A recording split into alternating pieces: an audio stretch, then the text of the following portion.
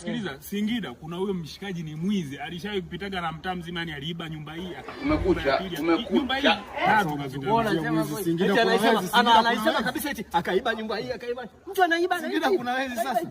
Mwizi huyo kwetu kule Bariadi kule Simiyu, yule jamaa alikuwa ni mwizi, aliweza kuiba kijiji kizima, wote tukaibiwa. Ilikuwa mwizi hatari yule. Mtu ameiba mkoa. Ameiba mkoa, ameupeleka nchini. Ameiba mkoa, ameupeleka nchini. Wewe, hebu nyamaza. Huyu vipi huyu? Hata kuiba Mkoa mtu anamuita mwizi. Kuna mtu ashai kuiba dunia. Dunia. Acheni vitu hivyo. Sasa kuna hiyo show, sikiliza, kuna hiyo show moja tulienda kufanya Singida kule.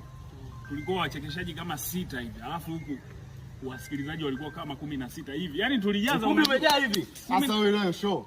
Mimi nilifanya show sasa Simiyu. Kwa hiyo tu Simiyu nilifanya show. Vitu vilikuwa vingi kuliko watu. Vitu kwanza unakaa pale vitu vinakusikiliza. Show